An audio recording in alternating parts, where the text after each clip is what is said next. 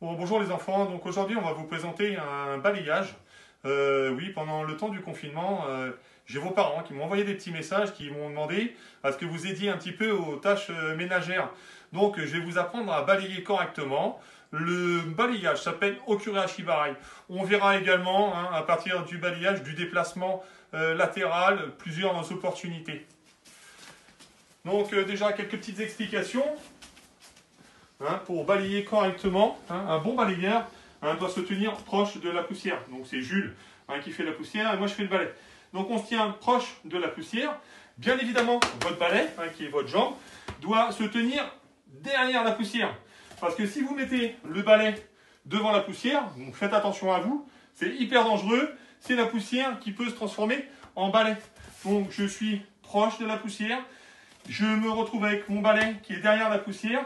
Et un bon balayeur doit balayer au ras du sol. On ne balaye pas ici, par exemple.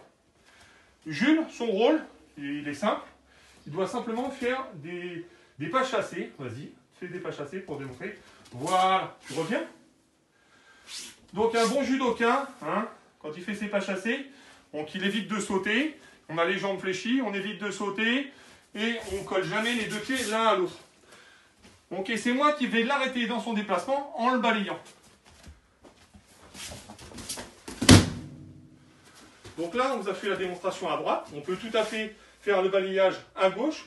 On prend tous les deux l'autre manche, l'autre verre, et on part de l'autre côté. On balaye, bien évidemment, dans le sens du déplacement. Voilà. Donc ça s'appelle Okuri Ashibarai. On rentre bien, on refait une fois. On rentre bien, le coude.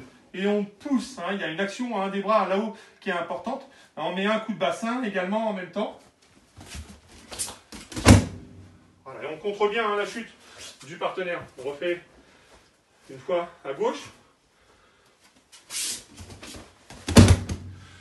Donc c'est un mouvement intéressant parce que c'est un mouvement qui peut se faire côté manche et après quand on a un petit peu de judo, qui peut se faire côté revers. Donc si j'ai un kumikata à droite, je peux balayer côté manche. Voilà, et je peux garder le même kumikata. Voilà, et là Jules il va frapper avec cette main-là. Il va éviter de poser cette main au sol, il va se contrôler lui-même à ma manche. Et je balaye côté revers. On peut continuer à s'amuser avec ce type de déplacement latéral. Donc à l'aller par exemple, je peux continuer à balayer. Et sur le chemin du retour, je peux m'amuser par exemple à faire un mouvement d'épaule. Ça peut être moroté, ça peut être ippon. Je me tiendrai à faire juste ippon senage. Donc là, déséquilibre, et je le coupe dans le déplacement.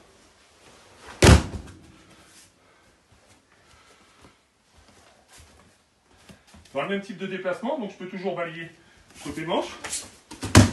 Et je peux m'amuser à monter un petit peu ma main là, voilà, sur l'épaule ou juste derrière la nuque dans l'axe.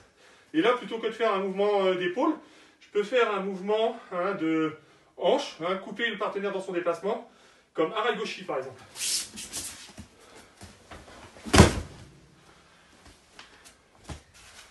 Enfin, pour terminer notre petite vidéo, ce que vous pouvez faire dans le déplacement aller côté revers, donc là, il faut être vigilant, il faut que le partenaire connaisse un petit peu le judo.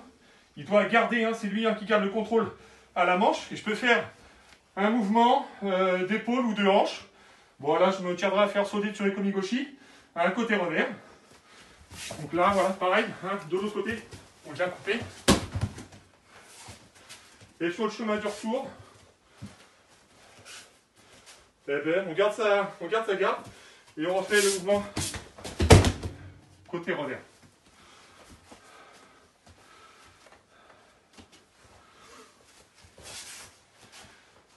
Merci Jules. Bon voilà les enfants, vous avez de quoi faire, vous avez de quoi balayer à la maison là maintenant. Je compte sur vous, mais c'est surtout vos parents qui comptent sur vous. Allez, à bientôt, au revoir.